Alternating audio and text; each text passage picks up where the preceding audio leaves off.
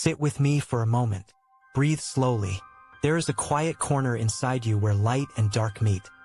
A place you seldom visit, and yet it holds something important. I want to say plainly, the parts of you you keep hidden are not enemies. They are unclaimed allies. If you make things, images, sounds, words, objects, systems, or if you long to live more truly, listen. Your shadow contains the raw material from which originality arises. Most advice about creativity asks you to be brighter, more positive, more polished. That counsel is useful but incomplete. Creativity is born where opposites touch, where restraint and revolt, tenderness and rage, fear and longing cohabit. The human psyche is not a single light. It is a house with many rooms. One of these rooms has been shut away, not because it is worthless, but because it frightened you. Behind that closed door are images, energies, rhythms, and voices yearning to be shaped. When you rescue them from exile, your work gains depth, gravity, and truth. What I call the shadow is simply what you have disowned. It contains impulses you have judged, desires you have suppressed, shame you have buried, and instincts you have branded unacceptable. It is not a villain to be slain. It is a part of your soul asking to be known. Within it lie capacities, courage that looks like stubbornness, passion that looks like obsession, honesty that looks like cruelty, an eccentric eye that sees what others miss. These are the elements from which new forms can be made. Dark material fuels originality because it carries tension. Equilibrium produces little that startles. The creative spark belongs to the meeting of opposites. The shadow brings contradiction and surprise. It offers metaphors that crack open a listener's ordinary perception. It supplies a depth of feeling that flattens the merely decorative. When you permit your darker thoughts to speak, you invite images and rhythms you have not yet used, emotional tones that sharpen judgment, and perspectives that refuse easy consolation. I know you are wary. You fear being judged, losing control, or causing harm. These fears are not petty. Shadow impulses, if indulged without reflection, can wound. Integration is not indulgence. It is disciplined encounter.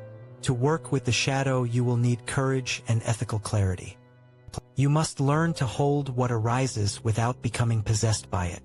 You must answer the question: am I using this material to illuminate truth, or am I using it to justify harm? Start with simple attention. Keep a journal and write without censor. Let the sentences that normally frighten you stand. Name envy, name longing, name anger, name the petty and the obscene. Give these thoughts a voice as if telling a story rather than confessing a crime. In that telling, they lose some of their power to surprise or shame you, and they begin to reveal patterns. Themes repeat. Patterns reveal gifts. Practice a dialogue with whatever appears. Imagine the shadow as a figure at a table. Ask it why it is loud. Let it answer as it will. Record the exchange. The shadow often speaks in images, in abrupt claims, in demands. Listen to the images. They are frequently the forerunners of characters, scenes, or motifs in your work. Treat the voice with respect. It is foolish to bully your own inner parts. If you meet rage, acknowledge it. If you meet loneliness, sit with that loneliness as you would with a frightened child. Over time, the arrogant edge softens into an outrageous tenderness that can be translated into art. Give yourself a laboratory for rough experiments. Permit ugly drafts, noisy sketches, raw recordings, or clumsy performances. Think of these as tests rather than final proofs. Let the shadow wander through materials without censorship for a time. Then step back and examine. What in that rawness sings? What image demands shaping? Where is cruelty hiding under honesty? Where does confession need containment? The laboratory protects you from lashing out in life while allowing the work to drink from deeper wells. Set boundaries. Integration does not mean acting on every impulse. It means recognizing impulses, assessing their consequences, and finding ways to express their energy without harm.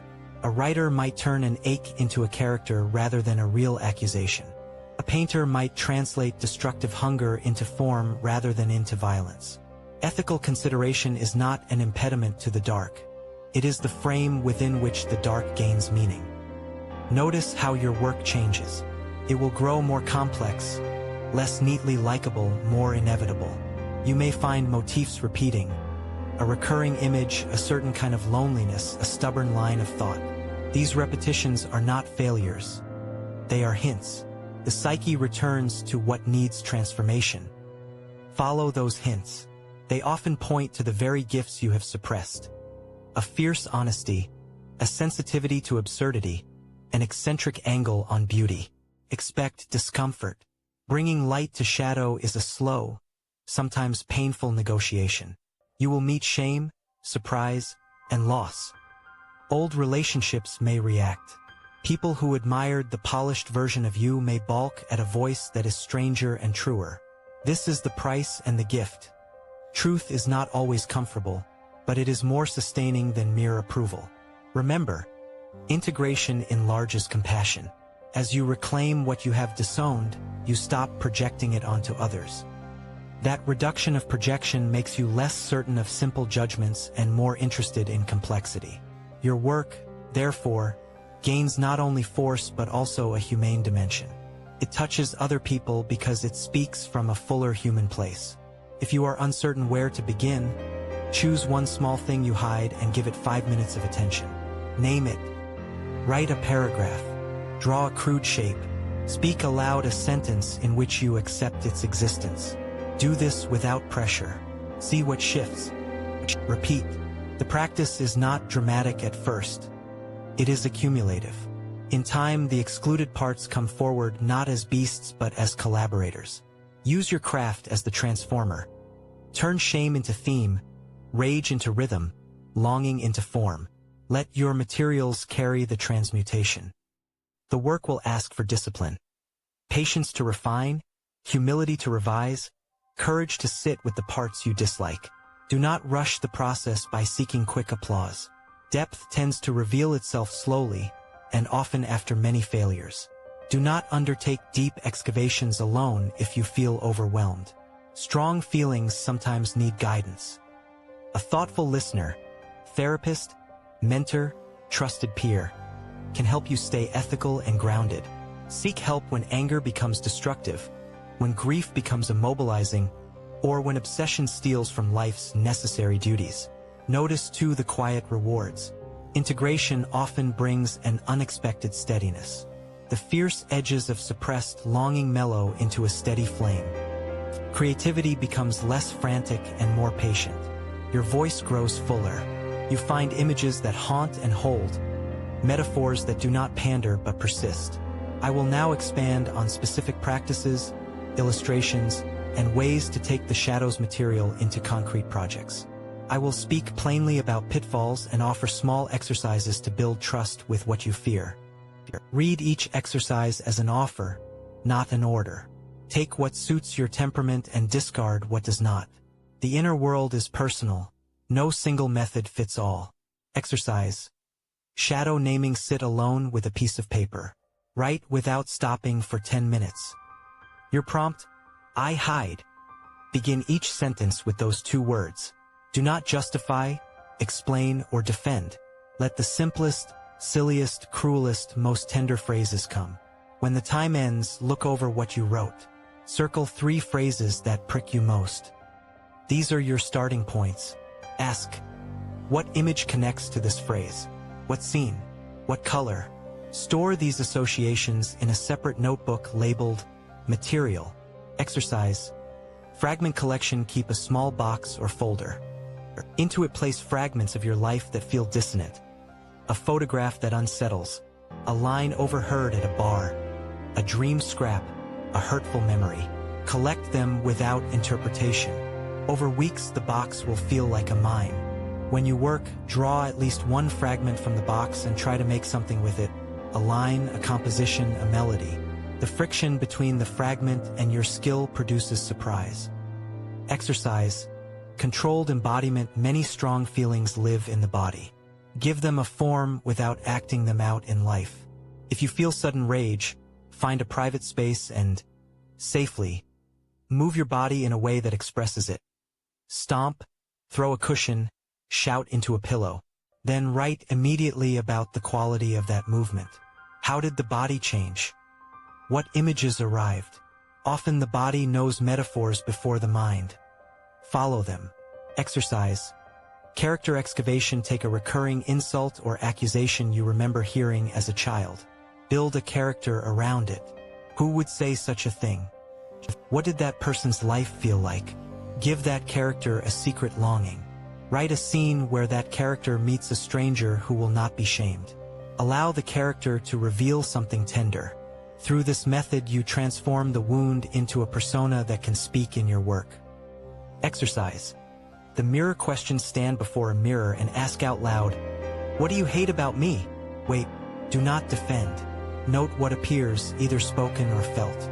If nothing comes, ask, "What do you secretly want that I refuse to give?" Record images or sentences. These mirror questions often raise the shadow's face for a moment. Capture it quickly. Beware of common traps. One trap is moral grandstanding, using shadow material as an excuse for cruelty. Do not confuse acknowledgement with permission to act destructively. Another trap is voyeuristic indulgence, luxuriating in dark feelings without turning them into craft. The point is not to be darker for its own sake, but to translate intensity into form. A third trap is impatience, expecting immediate transformation. Shadow work is slow. The psyche returns gently. Your job is to keep your attention and your steady hand. Consider how shadow work alters your relationship to criticism. When you have claimed pieces of yourself, criticism loses some of its sting. You no longer mistake every reflection for a final verdict. You learn to test feedback. Does it help refine the shape, or does it try to flatten complexity? You learn to defend the integrity of your work while remaining open to true correction. Use the shadow to sharpen theme. Suppose you discover, through journaling, a persistent shame about not being enough. That shame is fertile ground. It can become your theme. Why we hide smallness, the ways society rewards performance, the tenderness of failure.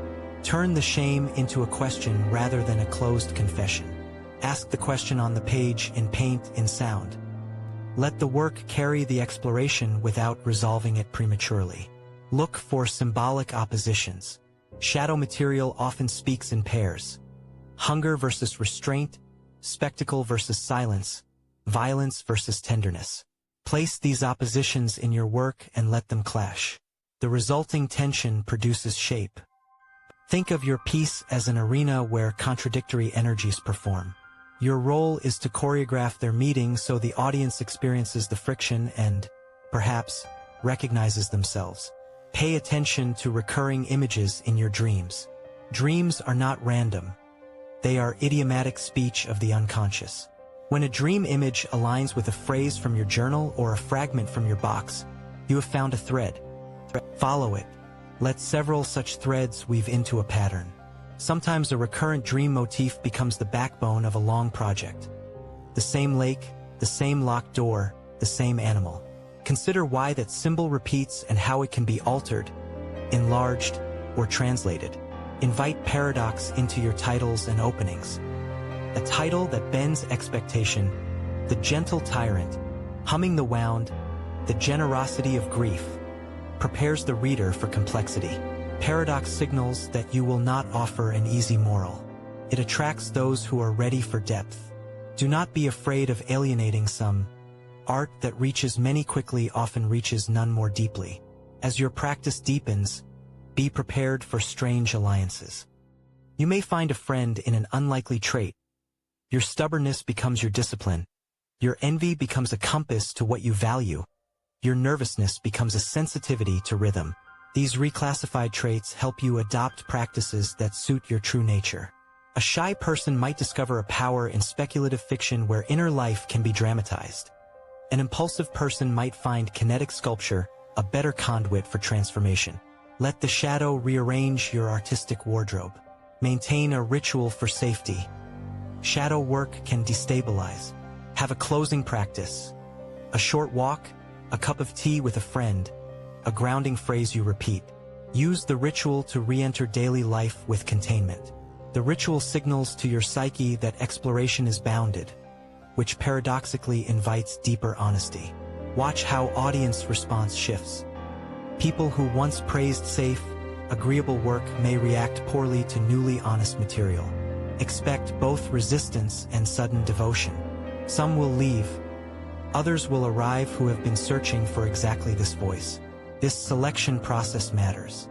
Your work will attract a truer audience as it grows more complex. Do not confuse shrinking applause for failure. It may be the clearing necessary for depth. Consider collaboration as a method of integration. Sometimes what lives in you finds form more easily when met by another. Bring a trusted collaborator into early drafts with a clear agreement. We will hold each other's darkness so it does not become attack. Collaboration offers a mirror and a boundary simultaneously. It can accelerate transformation and prevent self-justification. Be patient with moral complexity. Integration will raise ethical questions that have no simple answer. You will face the temptation to expose others in the name of truth. Resist. The creative ethic is not confession without care. Transform exposure into metaphor or composite. Honor privacy while speaking truth. Sacred boundaries help your work remain humane.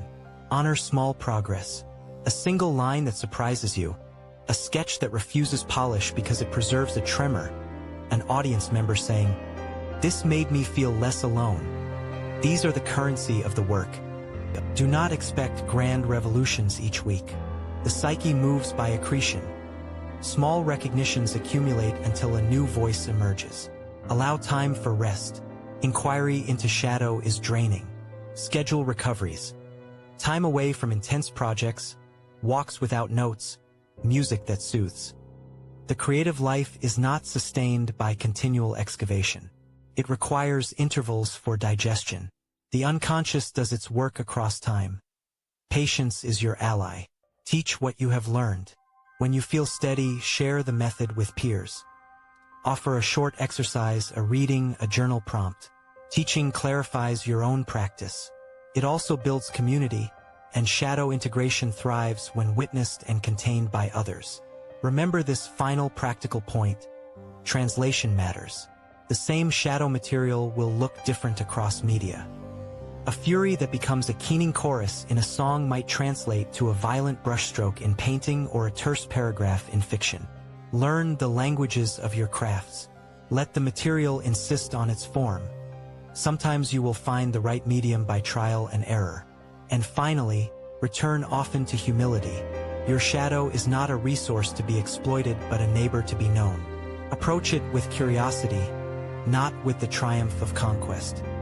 The goal is not mastery over dark impulses but partnership. When you can both listen and shape, the shadow loses its loneliness and your work gains listening. Begin where you are. Name one small thing you hide. Give it a voice. Keep attending. Over weeks, months, years, you will find that the parts you feared were perhaps the very keys to your most necessary work. Press into the depth patiently, ethically, and with a craftsman's steadiness. The marriage of light and dark is not merely a poetic image. It is the wellspring of lasting originality.